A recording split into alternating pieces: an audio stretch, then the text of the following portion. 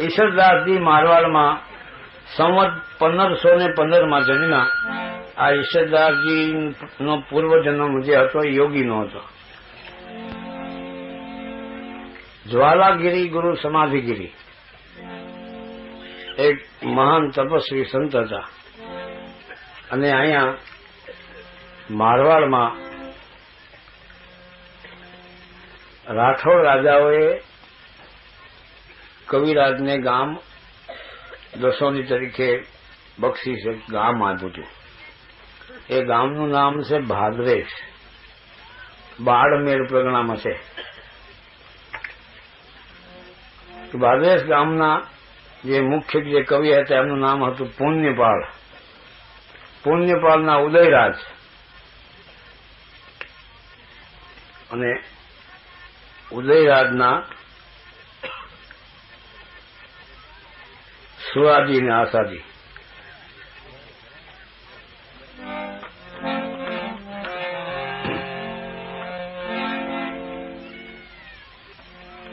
આ સુરાજી બાળક હતા એ મહાન ભક્ત હતા. અને આશાજી હતા એ તો ખાસ લક્ષ્મણજીના ભગત હતા. એને એક પણ કાવ્ય રામજીનું નથી બનાવ્યું.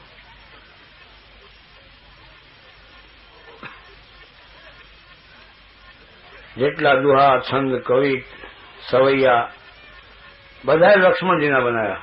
અને પોતે જીવ્યા ત્યાં સુધી લગ્ન નહીં કર્યા. એમનો એવો ઇતિહાસ છે. અને સુરાજી હતા પોતે ગ્રહસ્થ હતા. પણ એમને કઈ સંતાન નહીં. એના પિતરાય ભાઈ હતા ગુમાનદાન. એનું નામ જ ગુમાનદાન. નામ એવા ગુણ. હંમેશા ઘણા માણસોમાં નામ એવા ગુણ હોય છે. એટલે ગુમાનદાન એકદમ ખર સ્વભાવના માણસ. ન સાધુને માને, ન ધર્મને માને, ન મા બાપને ન માને, બીજાને ક્યાંથી માને. એટલે અવારનવાર સુરાજીને તકલીફ આપ્યા કરતા. એમાં એક વખત જે આપણે જેને જાજી જમીન હોય એની જમીન પડતર બહુ રહે. પછી એને વીડ કહેવાય. એમાં ઘાસ જ ઉગે, બીજું કાંઈ ન હોય.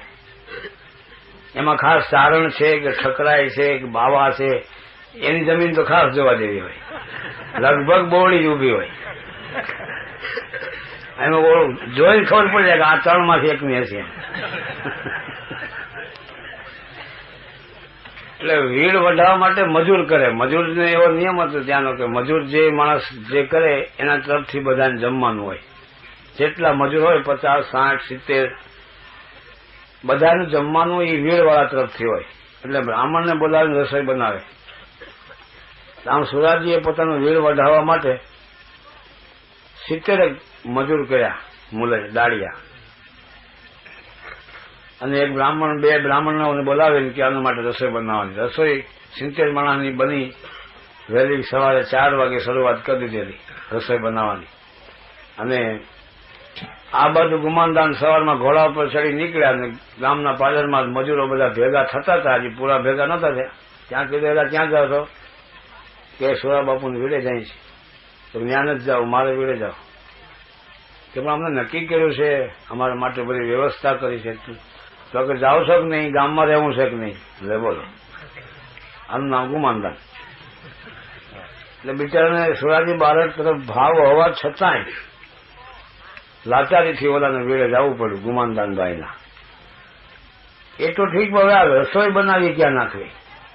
સુરાજીએ રસોઈ બનાવી હતી. એ રસોઈની વ્યવસ્થા શું કરવી? આશાજી નાના ભાઈ હતા સુરાજીને. એને આવીને કીધું ગુમાનદાનભાઈ આપણા મજૂર બધા લઈ ગયા ધમકી દઈ. તો કે જેવી હરીની ઈચ્છા ભાઈ, હવે આવે નાની બાબતમાં કઈ ઝઘડા કરાય ભાઈઓમાં. પણ કે આ રસોઈનું શું? હવે રસોઈનું શું? હવે વાટ જવો, કોઈ અતિથિ આવે તો અતિથિ એટલા બધા ક્યાંથી આવે? 1-2 અતિથિ આવે. એટલી 5-10 મિનિટ થઈ છે ત્યાં તો એક માણસ આવીને કીધું કે આપણા ગામના પાદરમાં એક સાધુઓની જમાત આવી છે. સુરાજીને તો એમ શું જાણે મારી અંતરની અરજી ભગવાને સાંભળી હશે કે શું કયો છો? કે હા, 70-75 જેટલા મહાત્મા છે. સુરાજી તો પગમાં કાંઈ પેડા પર ઉઘાડે પગે દોડીને નદી કિનારે મોટો જબરદસ્ત વડનું ઝાડ હતું, ત્યાં જમાત પડી હતી. ત્યાં જઈને મોટા એના મહંત હતા જ્વાલાગીરી, અને નમસ્કાર કર્યા. બાપુ નમો નારાયણ, નમો નારાયણ, આવો ભાઈ, કોણ હો તું? તો બાપુ અમે ચારણ છીએ. મારવાડમાં ચારણને બારહટ કે, બારોટ નહીં, બારહટ. अच्छा, क्या काम करते हो? कि बापू काम तो आपनी संतोनी, भगवाननी, गुरु महाराजनी, माताजीની દયાથી કાંઈ કરવા પણ નથી. રાઠોડ રાજાએ આખું ગામ આપ્યું છે. અચ્છા, तुम तो देवी बालक हो क्या? हाँ बाबू, सही तो खरा. ठीक है, હું એક આપને અરજ કરવા આવ્યો છું, વિનંતી કરવા. બોલો. આપ અમારી ઝૂંપડી પધારીને પ્રસાદ લ્યો અને મારું આંગણું પવિત્ર કરો. સત્ય ભાવ જોયો, નમ્રતાથી હંમેશા કોઈને આમંત્રણ દો એટલે કોઈ દિવસ ના ન પડે. હુકમ કરો તો મેળ ન ભાઈ. અચ્છા, हम आएंगे. મેં સુરાજી થયા ખુશ. તો બાપુ હું માણસ મોકલું તેડવા આવું. કોઈ જરૂરત નહીં, નાનું એવું ગામડું. हम लोग अभी अपनी मर्जी से आ जाएंगे. अच्छा, સુરાજી ગયા પોતાની ડેલીએ. અહીંયા महात्माओं ने हुक्म करो महंत जी कि सब लोग, सब संत महात्माओं तैयार हो जाओ, सब अपने भोजन करने को जाने का है. सुराजी बारहट के वहां तो नदी में पड़ी नाया धोया मंड्या, त्रिपुण ताणवा, शंख वगाड़वा मंड्या, चलमू को पीवा मंड्या, अलखना नारा मंड्या वागवा, અને ધામે ધૂમે જમાત આવી સુરાજી બારહટની ડેલીએ. જ્યાં આવ્યા હતા તો બધું કમ્પ્લીટ તૈયાર, પંગત પડી ગઈ, આમ તૈયાર બધું રેડી. માણસો ગોઠવી દીધા હાથ ધોવડાવવા માટે. બધા મંડ્યા હાથ ધોવડાવવા. સંતોને હાથ ધોવડાવીને બેસાડી દો. બધા મહાત્મા બેસી ગયા. મહંતી હતા, એને તો બધો વિચાર હોય ને ભાઈ. મેં કીધું કે દેખો ભાઈ, હમ નહીં બેઠેંગે. સુરાજી બારહટ ને कि केम बापू का हमारी गलती से अविवेक थे का? अविवेक की तो बात नहीं है, लेकिन बात यह है कि आपने अभी 15-20 मिनट हुआ, आधा घंटा पहले तो हमको निमंत्रण दिया. अच्छा, तो हमने स्वीकार कर लिया निमंत्रण का, और उसी समय आप गए और 10-15 मिनट में तो हम लोग यहाँ आए. इतने समय के दरमियान ये सब भोजन कैसे तैयार हो गया? આટલી વારમાં ભોજન તૈયાર કેમ થઈ ગયું? તો બાપુ, એ અમારા સંસારીના ઝઘડા અમે આપને જોવાનું નથી. અમારા સંસારમાં એવું બધું હાલ્યા કરે એટલે આને વધારે જિજ્ઞાસા થતી. શું છે, ક્યાં વાત છે? તો બાપુ, અમારા પિતરાય ભાઈ છે રામદાનજી, એના દીકરા ગુમાનદાન ભાઈ છે, અને અમારે એવો નિયમ છે, અહીંયા વીડ જે વઢાવે ઘાસ, એના તરફથી બધા મજૂરોને જમવાનું હોય. એના માટે રસોઈ અમે બનાવી હતી બાપુ, પણ મુલઈને બધા મજૂરોને અમારા ગુમાનદાનભાઈ લઈ ગયા દબાવીને જોડાવાળી રસોઈ. આ બાપુ જો આ રીતે રસોઈ થઈ છે.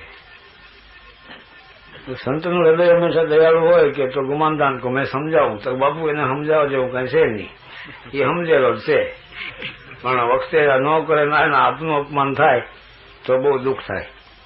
कोई बात नहीं, हमारे साधु को क्या मान क्या अपमान, हमारा तो फर्ज है, हम बजाएंगे. બધા હરિહર કરી જમી. महात्माओं ने कहा तुम लोग आसन पे जाओ, मैं अभी आता हूँ. पूछो गुमानदान कहाँ रहता है? तो कोई बतायो ये सामने जो डेली है ने वो गुमानदान. ગુમાનદાન ભાઈના મિત્રો સાથે બેઠા ને ચોપાટ હાલે, કસુંબા ચાલુ, અને પછી વૈખરી વાણી ચાલુ, જમાવટ હતી. ત્યાં ગુમાનદાન આવીને બેઠા હતા, ત્યાં મહાત્મા પધાર્યા. અરે ભાઈ, આ ગુમાનદાન કરકે કોણ હૈ? ત્યાં આમ જોયું મૂછમાં હું છે બાબા? બોલ, મારું નામ ગુમાનદાન, તમારે શું તારે કામ છે? ખાવું છે? ભાઈ ખાના તો હૈ નહીં, कुछ कहना है. કહેવું શું હોય? ટિકિટ ભાડું દઈશ? કે ભાઈ ટિકિટ ભાડું નથી જોતું, 2 शब्द कहना है तुम्हारे को. हाँ लो बोलो, શું કહેવું? કે ભાઈ તમારા જો આપકા જો ये सुराजी बारहट आपको भाई लगता है, हाँ, तो એનું શું છે कि भाई भाई में आप झगड़ा मत करो और एक दूसरे में भाईचारा से रहो, ईर्ष्या भाव छोड़ दो। ये मनुष्य शरीर बार बार मिलने वाला नहीं है और प्रेम पूर्वक भगवान ने समय दिया है तो प्रेम से रहो, एक दूसरे को उपयोगी बनो। ऐसा ले आ तो ज्ञान देवा આવ્યો છે, ले बोल आ ज्ञान ની અહીં કાંઈ જરૂર નથી भाई, तू तारे मलक में मागी खा।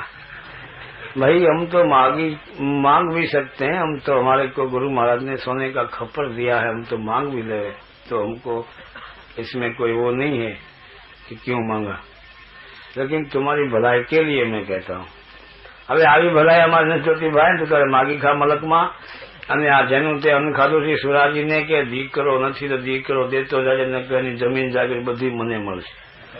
ઉપરથી આ મેણો મારે પછી ભાઈ મહાત્માનો કમાન છટકી। રાજા યોગી અગન જલ તાકી ઉલ્ટી રીત, क्या परशुराम के नमता रही ओછી રાખી પ્રીત। हाँ, એટલે મને બહુ ઓલું કરવાથી ફાયદો ન થાય। પછી મહાત્માનો મિજાજ ગયો। अच्छा तो गुमानदान ये बात है, तुम्हारा जैसा नाम ऐसा ही गुण है तुम्हारे में, तो तुम भी देख लो योगियों का तमाशा कैसा होता है। सुराजी बारहट की जमीन जागीर तुम्हारे को इतना भी नहीं मिलेगा, लेकिन तुम्हारी जमीन जागीर सब इनको जाएगी। હવે ભાઈ જોયા, તમારા જેવા તો લંગોટાઓનો પાર નથી અને જમીન जागीर जाएगी। जय तो દીકરો कोई के हमारी पास ऐसे नहीं लेंगे भाई। देखो ये एक साधु का शब्द है, तुम कान खोल के सुन ले। अब तेरा निर्माण हो चुका है। आज मैं यहाँ से सीधा यहाँ से हिमालय जाके शरीर का त्याग कर दूंगा और अपुत्र सुराज जी की पत्नी के उदर में आए कि मैं जन्म धारण करूंगा और तेरी जमीन मैं लूंगा, जा। ये तब तक ये गांव का पानी हराम है। અને હાહાકાર થઈ ગયો। બાપુ મહાત્મા બધા સંતોને કીધું તમે अपनी अपनी जगह पे चले जाओ भाई, हमारा ओम नमो नारायण। આશાજી દોડીને સુરાજીને ખબર આવે બાપુ આ તો આમ થયું મોટા ભાઈ, તો ભાઈ મેં નહોતી ના પાડી બાપુને કે ત્યાં ન જવાય, એ મૂર્ખ આદમી છે, એની પાસે કાંઈ જવાયની વાત ન કરાય। વળી સુરાજી દોડ્યા, बापू बापू बस उधर ही ठहरो, अब काम हमारा पूरा हो गया, आखिरी अंजल तुम्हारे घर का था वो ले लिया, आज से गांव का पानी हराम है और महादेव जी तुमको बड़ा प्रतापी पुत्र देगा, उसका नाम ईश्वरदास रखना। એટલું કઈ સંત ભાગી રવાના થઈ ગયા। અહીંયા પરમાત્માને લાજ રાખવી છે તો સંવત 15 મેન જન્મે ઈશ્વરદાસ, ચારણ વરણ ચકોર મેન ઉણદીન હુવો ઉજાસ। સંવત 1515 ઈશ્વરદાસજીનો પ્રાગટ્ય થયું, જન્મ થયો। જન્મ થતા તો બાપા હવા બદલી ગઈ, આખી વાતાવરણ પલટાઈ ગયું। જેમ જેમ ઈશ્વરદાસજી મોટા થતા ગયા એમ ગુમાનદાનની અવનતિ થતી ગઈ। પૂરા 15 વર્ષના ઈશ્વરદાસજી થયા ત્યારે ગુમાનદાન કુટુંબ સહિત સર્વ સત્યાનાશ। કોઈ દીવો દીકરી કે દીવો નહીં રહે, દીકરી દીવો ન રહે, કાંઈ ન મળે, દેલા તાળા લાગી ગયા। એટલે કીધું છે સંત સતા पे राज है धर्मराज अरुवंश, संत सता पे जात है धर्मराज अरुवंश। जो न मानो तो तपासी जुओ, कौरव रावण ने कंस। जो न मानो तो तपासी जुओ, कौरव रावण अने कंस। આ રીતે ઈશ્વરદાસજી 16 વર્ષે તો પોતાના કાકા આશાજી પાસે સાહિત્યનો અભ્યાસ કર્યો અને સ્વરચિત ઈશ્વર પરમાત્માના ગુણગાન રૂપી છંદ દુહા બનાવવા માંડ્યા। અને 16મે વર્ષે 17મે વર્ષે ઈશ્વરદાસજીના લગ્ન થાય છે। લગ્ન થાય છે એ માતાજીનું નામ છે દેવલ માતા, પણ જોગ માયાનો અવતાર કહેવાય। આખા ગામમાં એક જ નાના મોટાના મોઢે એક જ વાત કે જો પરમાત્માએ જોડી બનાવી છે, ઈશ્વરદાસજી આમ જો દેવલ માતા. એક પ્રસંગ એવો વચ્ચે આવે છે કે ઈશ્વરદાસજીને પછી તો આખું ગામ ઘરે હતું, જમીન જાગીર વાડી નોકર ચાકર ભગવાન દયાજી એના ખેતીવાડીમાં નોકરો હતા જે ખેતીનું કામ કરતા હતા. એમાં એક રાઘવ નામનો માણસ હતો.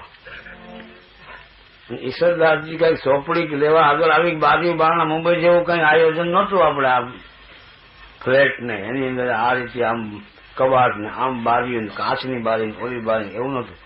ગોખલા હતા, દેશી મકાન. ગોખલામાં હાથ નાખ્યો કારણ ચીજ વસ્તુ લેવામાં વીસીએ ડંખ માર્યો ઈશ્વરદાસજીને. જવો એક પ્રસંગ બહુ સમજવા જેવો છે. વીસીએ ડંખ માર્યો એટલે ઈશ્વરદાસજી આમ આહા એમ થઈ ગયું. એટલે દેવલ માતા ઘરે પણ પુરુષ જેવા પુરુષ ઉઠીને ઓય ઓય કરશો કોક તમારા દાંત કાઢશે. એક કોઈ વીસીની પીડા ને એક કોઈ આ માતાજી આ કેવું. એને ઈશ્વરદાસજીને ધોમ લાગી ગયો ભાઈ કે આને ખબર છે આની વેદના કેવી છે. તે પોતે કઈ બોલ્યા તો નહીં. ઓલા રાઘવ નામના નોકરને કીધું કે નાનો એવો વીછી પકડી આવજે. ચોમાસાનો ટેમ અને વાડીએ રાઘવ ગયો. એક પછી એક પાણા ફેરવા, એક પાણા આટલો કેવો વીછી નીકળ્યો એટલે વડલાના પાનમાં પડીકું વાળીને લઈ આવ્યો. ઈશ્વરદાસજીને ઈશારાથી કીધું કે હું લઈ આવ્યો છું. તો કે વાંધો નહીં, પાણીયાળા પાસે મૂકી દે. પાણીયાળે વીછીનું પડીકું મૂકી દીધું અને વડલાનું પાનનું પડીકું રહે કેટલી વાર, થોડીક વારમાં તો પોતે ખોલી ગયું. સાંજ પડી ગઈ હતી. દેવલ માતા હંમેશાને માટે ઈશ્વરદાસજી માટે દાંતણ કૂટી અને લોટામાં જળ ભરીને એમાં રાખતા. એવો નિયમ હતો. સવારે ઉઠીને પેલા એ કામ કરે, પોતે સૌથી વહેલા ઉઠે, સ્નાન ધ્યાન કરી પૂજા ઇત્યાદિ કરી ત્યાર પછી ઈશ્વરદાસ જાગે. પોતે દાંતણ પાણી કરી લીધું, સ્નાન કર્યું, નિત્ય કર્મ કરી અને કઈ ગાયું ભેંસોનું કામ કરવા જતા ત્યાં ઈશ્વરદાસજી આમ પડખું ફર્યા તો જાણ્યું કે હવે ઈશ્વરદાસજી જાગવાના છે. દાંતણ લેવા ગોલા ઢાંકણા પાછળ હાથ નાખ્યો. હાથ નાખતા વિશે ફટકાર્યો. વિશે રામ એટલું બોલ્યા પણ આખા શરીરમાં અશ્રુ પસીનાના બિંદુ આવી ગયા. તાંબા જેવું શરીર લાલ ચોળ થઈ ગયું. રામ કીધું. ઈશ્વરદાસજી કે અરે પણ એમાં શું થઈ ગયું, વીસીમાં શું? આમ એ તો માતાજી સમજી ગયા. અચ્છા તો આપના શુભ કામ છે આ બધા. તો મેં તો આમ જ કીધું છે, બીજું ઓય ઓય નથી કર્યું. પણ આ મસ્કરી પડશે તમને મોંઘી. ત્યાં તો આખું શરીરનું બધું પરિવર્તન માંડ્યું થવા. ચહેરો મારો આખું બધું વિચિત્ર થવા માંડ્યું. એટલે કીધું જલ્દી તૈયારી કરો, મારો ટાઈમ પૂરો થઈ ગયો છે. ઈશ્વરદાસજી કે હે? તો કે હે કે કાંઈ ઝપાટો કરો, ગાયનું ગૌમૂત્ર મંગાવો, ગાયનું છાણ મંગાવો અને લીપી નાખો અને જ્યોતની તૈયારી કરો. હે કરો માં મોડું થાય છે. એ ભાઈ રીતે બધી વિધિ કરી અને માતાજી સુઈ ગયા. અને છેલ્લે એટલું બોલ્યા કે પ્રભુ આપની જે કાંઈ મારે સેવા કરવી જોઈએ એ સેવા હું પૂરી કરી શકી નથી અને અધવચ્ચેથી મને તેડા આવ્યા છે. માટે હું બીજો જન્મ હાલારમાં લઈશ, તમે મને ઓળખી લેજો. અને રામ કહેતા શરીર છૂટી ગયો, જીવાત્મા નીકળી ગયો. ગામમાં હાહાકાર થઈ ગયો. ઈશ્વરદાસજી તો પાગલ જેવા થઈ ગયા, મંડ્યા માથા પસાડવા. પછી શું થાય? ખાય નહીં પીએ નહીં, ખૂબ અતિ આઘાત લાગ્યો. તો કોઈ ડાયા પુરુષોએ કીધું કે તમે આવા મહાન પુરુષ ઉઠીને તો ભાઈ બીજું તો કાંઈ નહીં, જાવું છે બધાને, એમાં કોઈ શંકા નથી, પણ આ જવામાં નિમિત્ત હું બન્યો એટલું દુઃખ થાય છે. આ વાતને 8-10 વર્ષ નીકળી ગયા.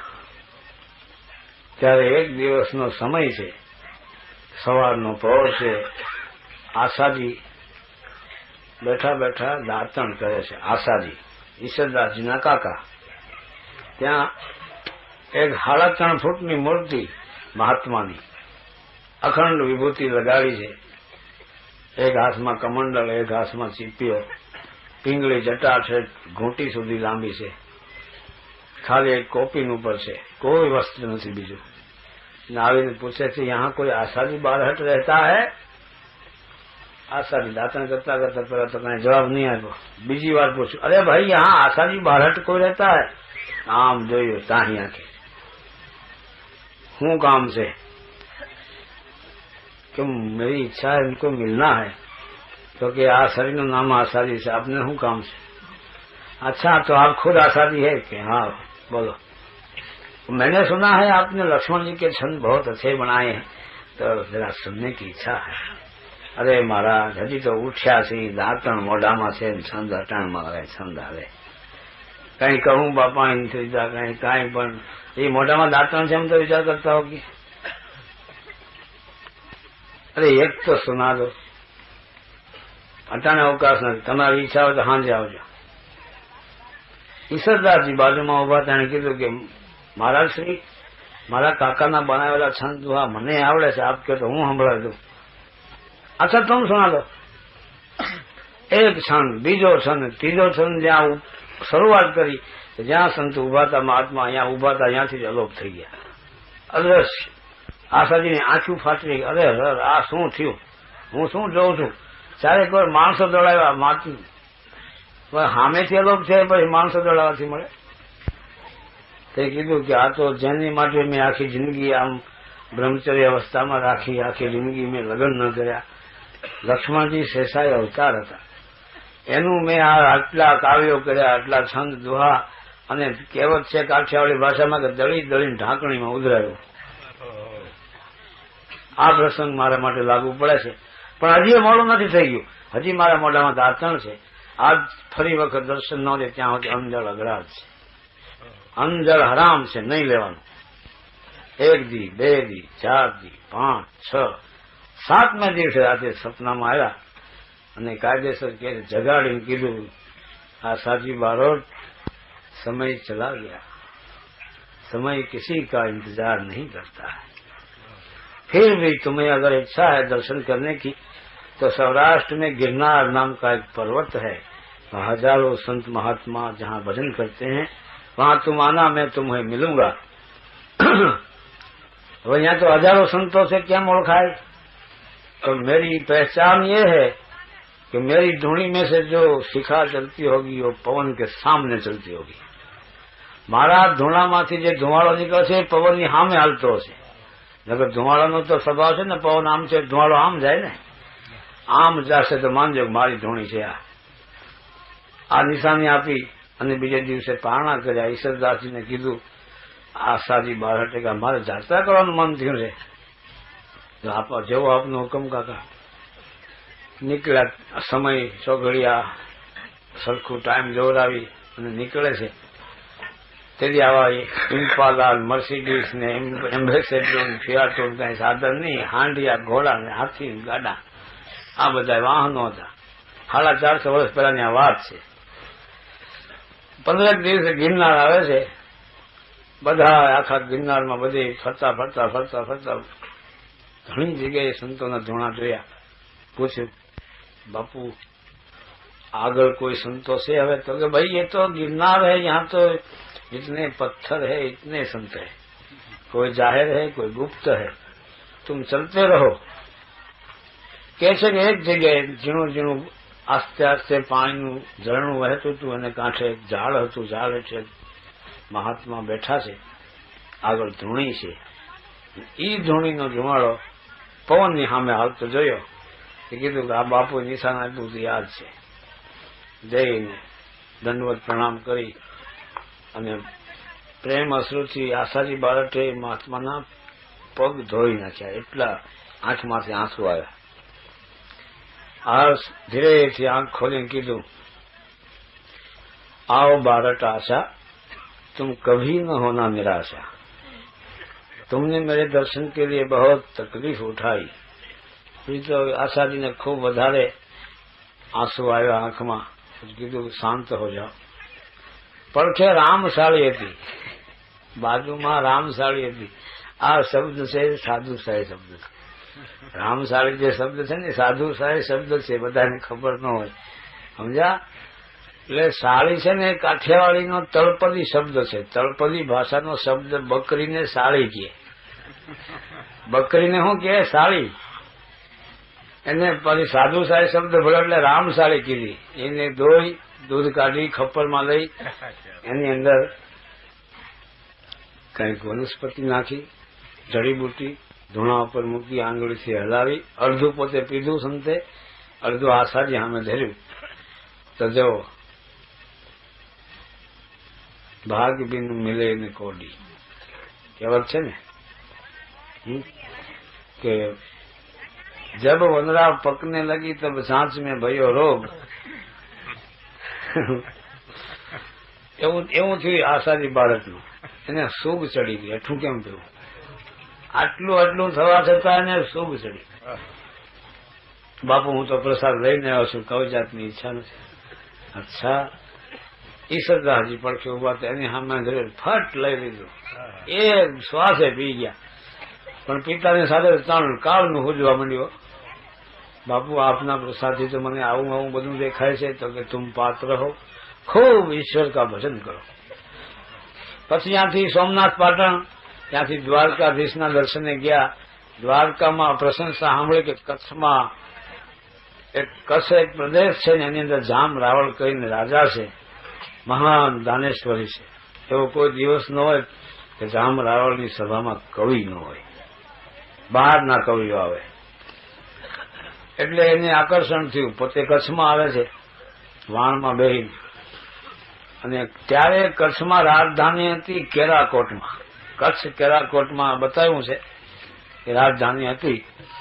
ત્યાં અમીર ઉમરાવ દ્વારા જામ સાહેબને, જામ રાવળને મળે છે. ત્યાં ઈ સભાની અંદર એક પિતાંબર ભટ્ટ હતા, બ્રાહ્મણ. એને રાજગુરુ તરીકે રાખ્યા હતા. કવિ કાંઈ પણ સાહિત્ય કે કવિ કાવ્ય કે છંદ કે કાંઈ પણ બોલે, એમાં જો પિતાંબર ભટ્ટ આમ હકારમાં માથું હલાવે, એને શિરપાવ, દક્ષિણા, ભેટ પૂજા બધું એને મળે. અને આમ જાત કરે એને કાંઈ મળે નહીં. આવો ત્યાંનો નિયમ હતો. આસાદી બે છંદ બોલ્યા, પિતાંબર ભટ્ટે આમ કર્યું. ઈશ્વરદાસજીએ સ્વરચિત પોતે બનાવીને બીજા બે છંદ બોલ્યા. પિતાંબર ભટ્ટે જાત આમ કર્યું. બીજા તો કોઈ નહીં, પણ ઈશ્વરદાસજી પોતે જોઈ ગયા. હા, આ ભૂંડું બ્રાહ્મણ કરે છે. જે કઈ કરે છે ભૂંડું બ્રાહ્મણ કરે છે. આ બ્રાહ્મણને રહેવા દેવાય નહીં. એટલી બધી માયાનો પ્રબળતા તો ઈશ્વરદાસજી જેવાને પણ એમ થઈ ગયું કે આવા બ્રાહ્મણને મારી નખાય. એટલે મતલબ કે ખુલ્લી તલવારે પૂછતા એ પિતાંબર ભટ્ટને ઘરે પૂગી ગયા ઠેઠ. અને તે ટાઈમે તુલસીના ક્યારા બહુ ઊંચા કુંડા બનાવતા, પિલર્સ જેવા. અને એની ઉપર તુલસી એટલે અપવિત્ર કોઈ ન કરે. એની પાછળ હંતાઈ ગયા ખુલ્લી તલવારે. ત્યારે પિતાંબર ભટ્ટના તો ભૂકટ્ટા બોલાવા છે, ગમે થાય એમ હંતાઈને ઉભા રહી ગયા. અંધારું થયું. પિતાંબર ભટ્ટ આવ્યા કચેરીમાંથી. માતાજી સામે આવી. અરે પણ કે પ્રભુ આટલી બધી વાર લગાડી, આજ શું બહુ કવિઓ હતા? અરે દેવી, જામ રાવળની સભામાં કવિઓ ન હોય એવો તો કોઈ દાખલો જ ન હોય. આજે મને 65 વર્ષ થયા, એમાં 5-25 કવિ ન હોય એવો તો કોઈ દાખલો નથી. આટલા વર્ષોથી હું અભ્યાસ કરતો હોઉં છું, પણ એમાં મારવાડમાંથી હમણાં જે 2 કવિ આવ્યા છે, કાકો ને ભત્રીજો છે. પણ ભાઈ આશાજીની કાવ્ય પણ પ્રશંસનીય છે, પણ એના ભત્રીજા ઈશ્વરદાસ છે, એની જે કાવ્ય મેં સાંભળી. દેવી, હું તમને વાત કરું, આટલા મારા 65 વર્ષની ઉંમરમાં આવો કવિ કોઈ મારા આડે નથી આવ્યો. મને દુઃખ એટલું થયું કે આ કાળા માથાના માનવીના ગુણ ગાય છે, અને જો મારા નાથના ગુણ ગાય તો જન્મ મરણના ફેરા મટી જાય. આ શબ્દો ઈશ્વરદાસ જે કાનો કાન સાંભળ્યા અને પોતાને પસ્તાવો જે થયો, હમણાં અનર્થ કેવો થઈ જશે. હળી કાઢી, તલવારનો ઘા કરી, પગ પકડી લીધા. અરે ઈશ્વરદાસ, તમે આઈ? તો કે પૂછોમાં, હું હવે આવો છો, હું તેમ છો. પોતાને જ મીંડા ગાળું દેવા. અરે તમારે બસ ભરી દીધી પિતાંબર ભટ્ટે. ઈશ્વરદાસ, તમારો વાંક નથી, આ માયાનો પ્રભાવ જેવો છે. આમાં તો અછા આળગોટિયા ખાઈ ગયા છે તમે, અમે હું. પણ હવે તમારે કઈ ગભરાવાની જરૂર નથી. અને હવે તમે મારા છો, તમારે કાયમ અહીં રહેવાનું છે. બીજે દિવસે જઈ જામરાઓને ભલામણ કરી કે આ એક એવું રત્ન આપના હાથમાં આવ્યું છે કે જે ગોતવા દેવલોકમાં નહીં મળે. આશાજીને લખ પસાવ કરીને રવાના કર્યા. ઈશ્વરદાસજીને કાયમ માટે ત્યાં રાજકવિ તરીકે રાખે છે. અને ઘણો સમય ગયા બાદ અમરેલીમાં આપણે વજારી ઠાકોર કરીને હતા, જુનાગઢ નીચે અમરેલી, અને જુનાગઢમાં હતા આપણે નોંઘણ, નવઘણ નહીં પણ નોંઘણ.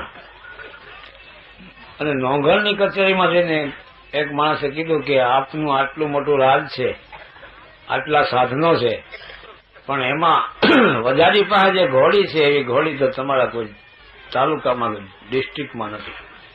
શું વાત કરો કે હા, તો મગાવો, બોલાવો વજાજીને. સરવૈયા અટકના રાજપૂત હતા. વજાજીને આમંત્રણ મોકલ્યું, બોલાવ્યા છે એટલે પોતાની ઘોડીથી આવ્યા. ઘોડી જોઈ નોંઘણે, નોંઘણે ઘોડી જોઈ તો જોતા જ રહી ગયા. આમના મારું આમાં જે પ્રશંસા જે મેં સાંભળી હતી એ મારી જ ઘોડી છે. અમરેલી જુનાગઢ થી લગભગ 150-200 કિલોમીટર છે. એ હવારમાં અહીંયાથી નીકળે, બપોરે ભેગા બેસીને જમે. આની હાલવાની ગતિ કેટલી હશે. ત્યારે નોંઘણે કીધું કે આ ઘોડી મને જોઈ એટલે તમને બોલાવ્યા હતા. તો કે બાપુ બીજું કાંઈક માગો, મારો જીવ જતો હોય માગી લો, બાકી આ તો ઘોડીનો તો મેળ નહીં ખાય. પણ વજાજી તમારે રહેવું છે મારા રાજમાં, એ તો ખબર છે ને? તો એ બધી ખબર છે. હું તમારો ખંડીયો રાજા છું, મારે તમને ખંડી ભરવી પડે છે, બધું જાણું છું. ઘોડી સિવાય બીજી કાંઈ હુકમ કરો. તો કે ના, મને જોઈ ઘોડી. તમે કહો તો આ 550 ઘોડા છે, એમાં તમે જેટલા જોઈએ એટલા લઈ જાઓ. તો કે એમના નો આવે, એમને હાથે હાથે. તો ગામ માગો. તો કે ના, તો પછી તમારે ભોગવવું પડશે. તો કે જે થાય. ત્યારે વજાજી ઠાકોર અને જામરાવળ બે સાડુભાઈ થાય. એટલે રીસામણા એ વજાજી ઠાકોર અહીંયા કચ્છમાં 3 વર્ષ રહી ગયા. એ 3 વર્ષ ઈશ્વરદાસજીનો એને સત્સંગ થયો. અને વજાજીના દીકરા કરણ હતા, એ તો ખાસ એમના શિષ્ય બન્યા ઈશ્વરદાસજીના. પછી નોંઘણ દેવ થઈ ગયા અને શ્રીસંઘ જયારે ગાદી ઉપર આવ્યા ત્યારે મનામણા કરીને પાછું અમરેલી વજાજીને સોંપ્યું. ત્યારે વજાજી રવાના થયા ત્યારે હાથ જોડીને કીધું, હે બાપુ, ઈશ્વર બાપુ, એક વખત મારું અમરેલી પવિત્ર કરવા માટે દયા કરજો. ઈશ્વરદાસજી કે ભાઈ અંદર દાણા પાણીની વાત છે, રાખે જ્યું ત્યું રહે, જહાં નિર્મે વહાં જાવે, હુકમ તણે વશ હુએ, જકો મેરા ફરમાવે.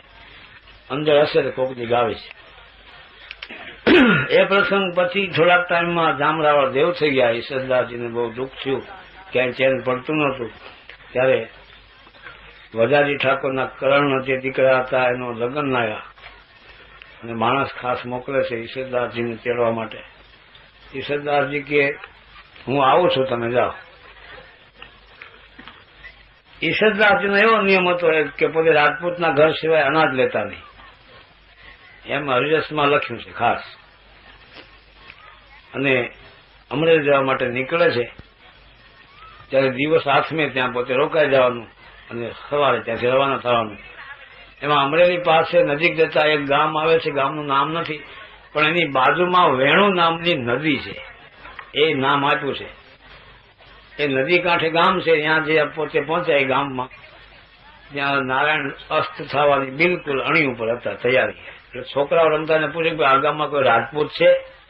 છોકરાઓ હતા મસ્કરા કે હા, કે રાજપૂત કેમ ન હોય, ગામ હોય ત્યાં. તો મારે રાત રોકાવા એટલે પૂછું છું કે અહીંયા છે ને સાંગો ગોળ શાખનો અસલ રાજપૂત છે કે સાંગાને અડધા પડાળ નળિયા ન મળે.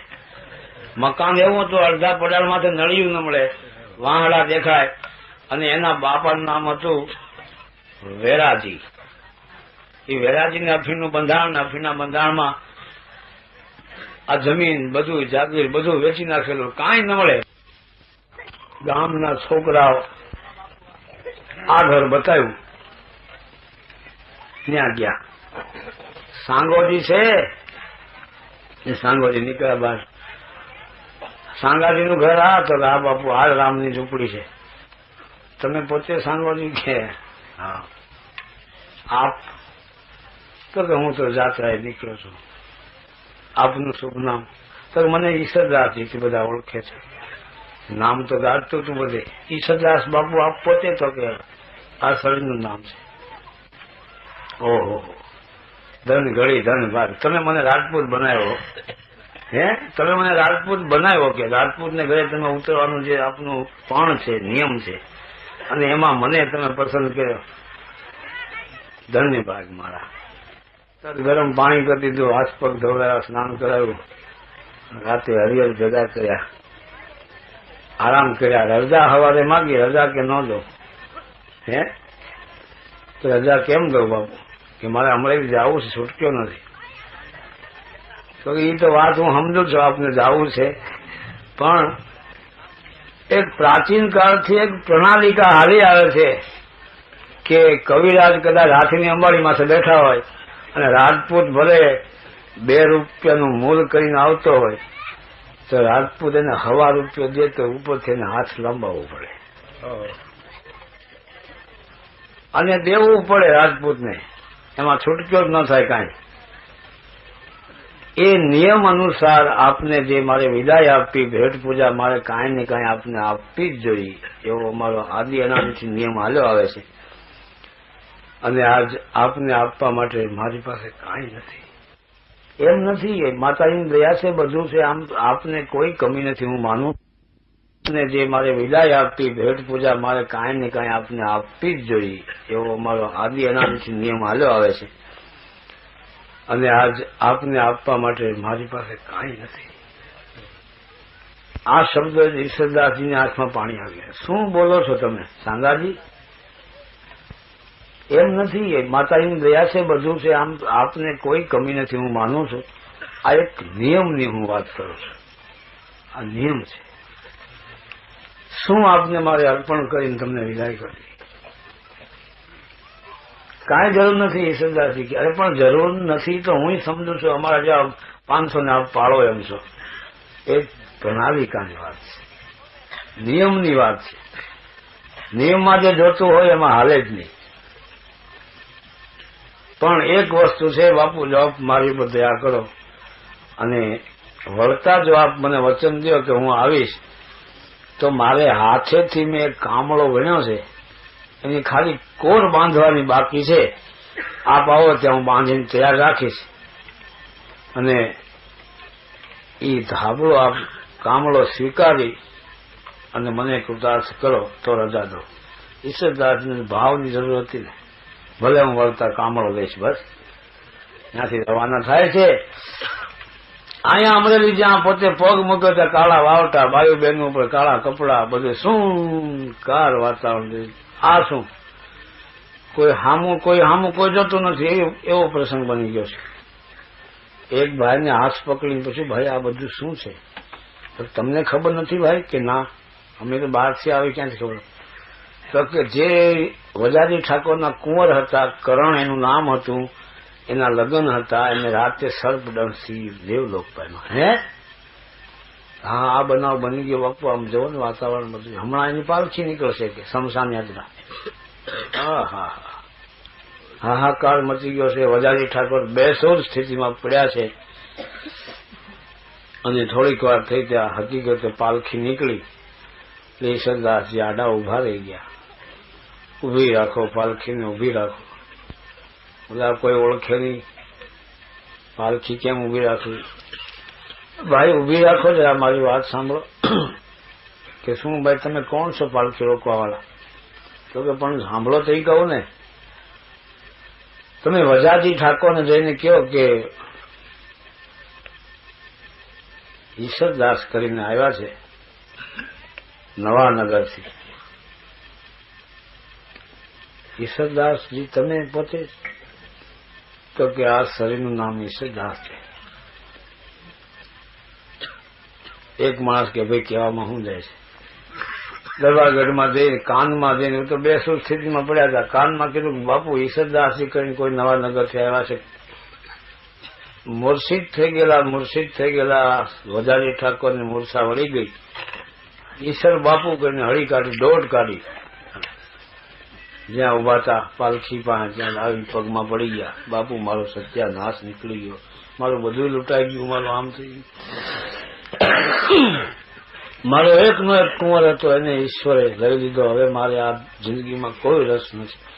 કે ભાઈ એવું કાંઈ નથી, ઈશ્વરના દરબારમાં તો બધી વસ્તુ છે, કોઈ કમી નથી. મેં શાંતિ રાખો અને આ બંધ છોડી નાખો.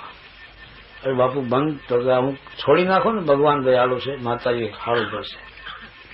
કે છે કે બંધ છોડાયા અને 17 કે 18 કડીનો એ ટાઈમે છંદ બનાવી અને એમાં હનુમાનજીને બોલાયા છે કે તમે લક્ષ્મણજીની મૂર્છા વાળી હતી. ચંદ્રમાને કીધું કે તમારામાં અમૃત રહેલું છે.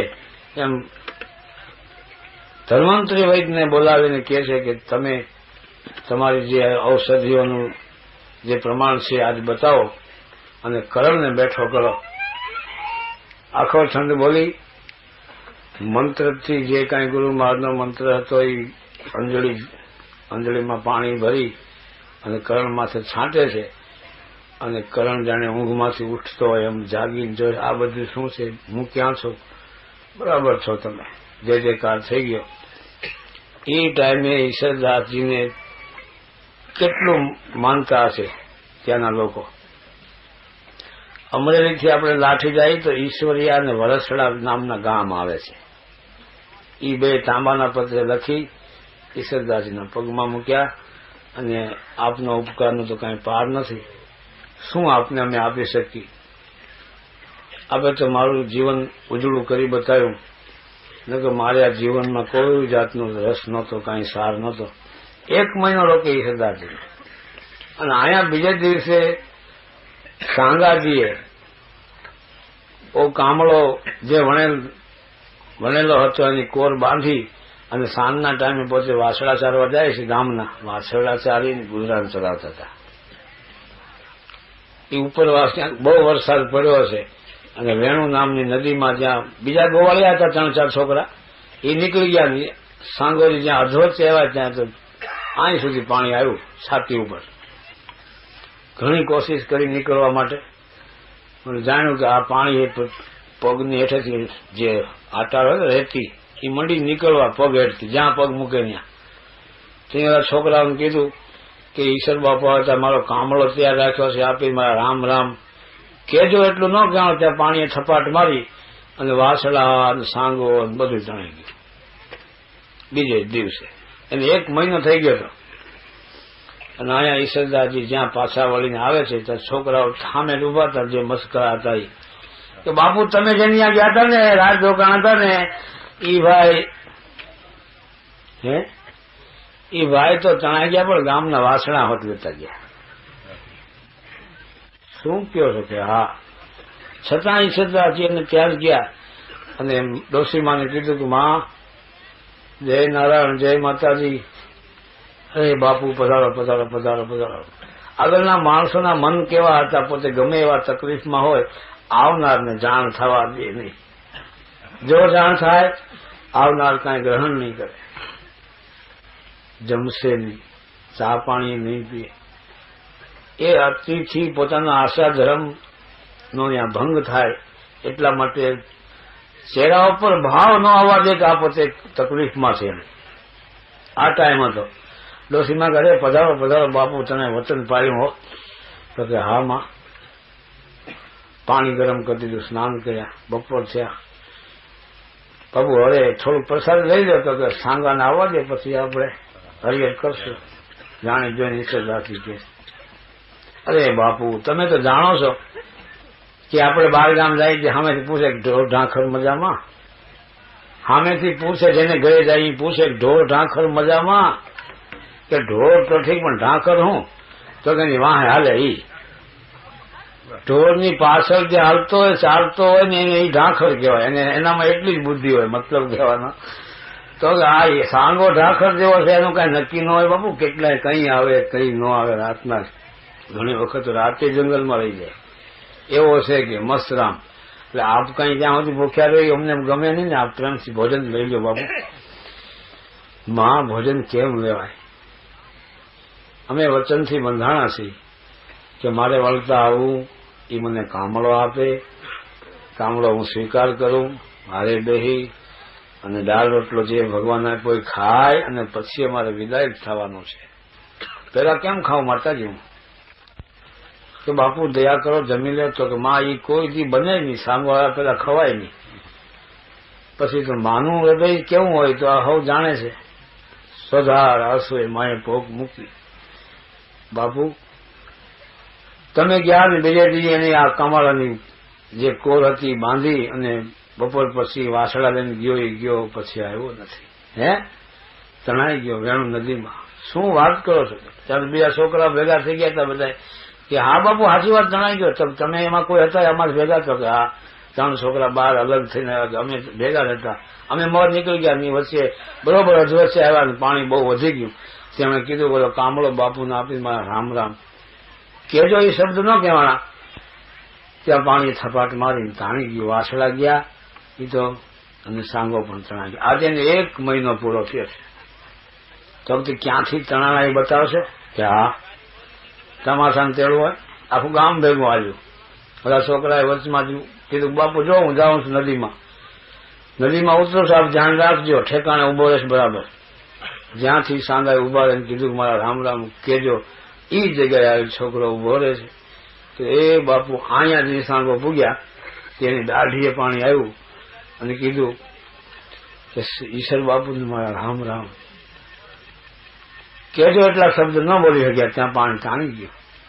ઠીક, હવે તું આવતો રહે. અહીં પોતે અંદર ઉતરે છે ઈશ્વરદાસજી. એ જગ્યા ઉપર પગ મૂકી પરમાત્માને પ્રાર્થના કરે છે કે હે પરમાત્મા, તમે હજારોના કામ કર્યા છે તો આ એક કામ તમારે કરવાનું છે.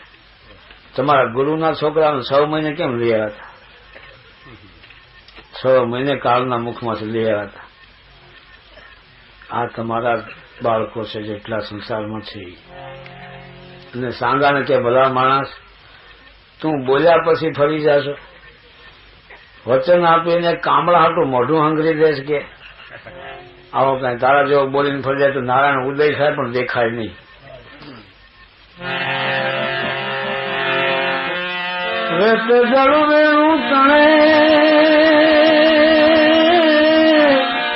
અને સાંગા દેને સાદ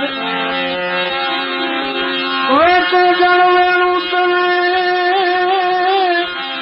અને સાંગા દેને સાદ એ મમરા ખણ મરજાદ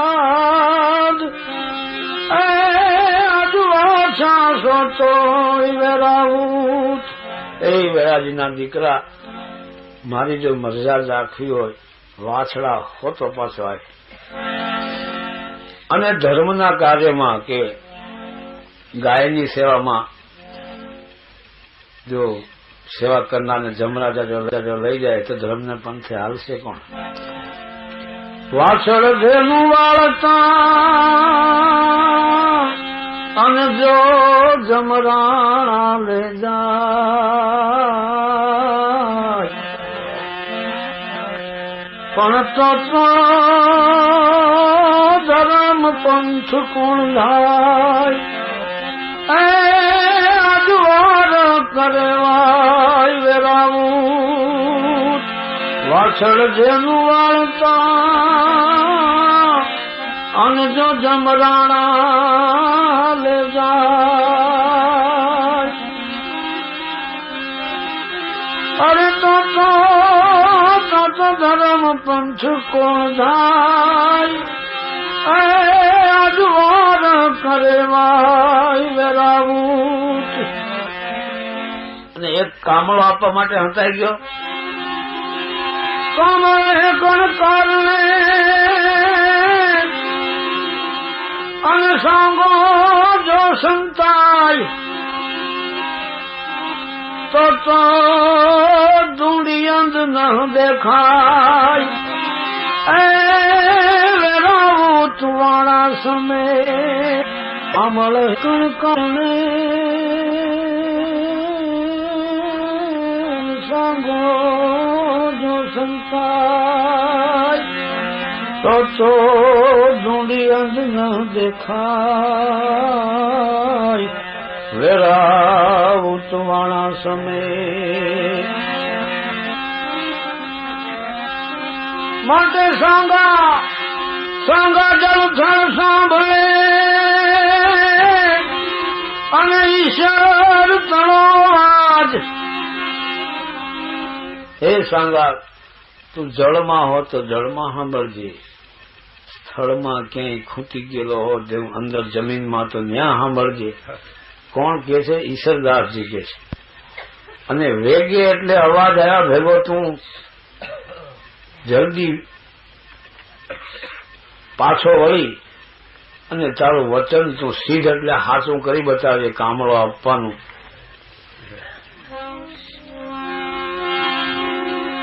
સાંગા જળ જળ સાંભળે ઈશ્વર તણો આજ સાંગા જળ જળ સાંભળે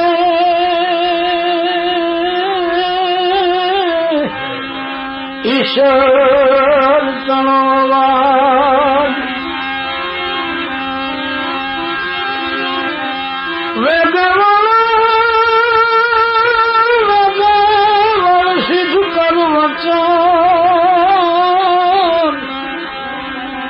કામળ બગસણકાર છેવટે એક દુહામાં પરમાત્મા શ્રી કૃષ્ણચંદ્રને ઈશ્વરદાસજી કહે છે કે હે પરમાત્મા તમે મારી આરજ સાંભળી અને સાંગાને જ્યાં હોય અહીંયાથી મોકલો સાંગાને એકલાને નહીં વાછડા સહિત એટલે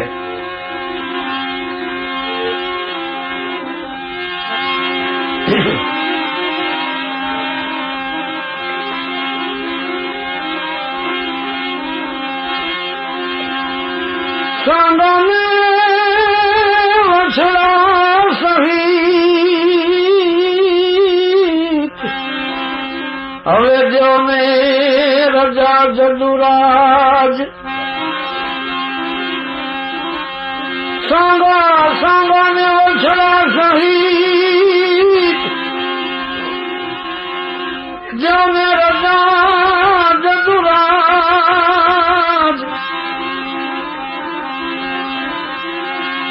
પણ સેવક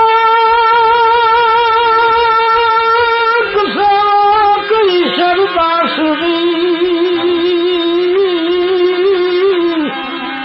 આજ રાખો પત મહારાજ આ છેલ્લો દુહો જ્યાં બોલ્યા ત્યાં તો નદીના કોતરમાંથી જેમ આરામ કરી નીકળે એમ વાછડા હોતો 1 મહિને બહાર આવે છે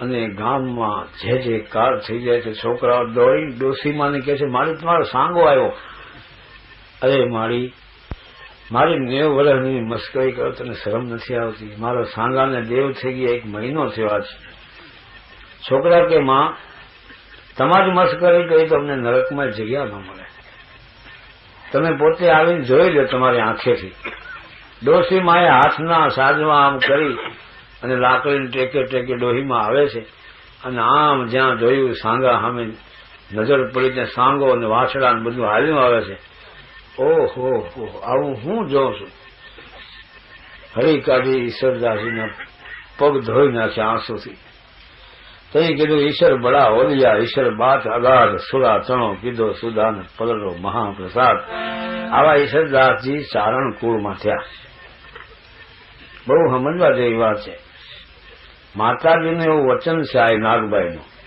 કે ચારણ જો પાબંધીમાં હશે તો એની ભૂજાઓ પૂજાશે ચારણ છે ને 4 વર્ણથી 12 વસ્તુ છે બ્રાહ્મણ ક્ષત્રિય વૈશ્ય ને શૂદ્ર 4 વર્ણ મૂળ છે એમાં ચારણ હેમાં ગણવા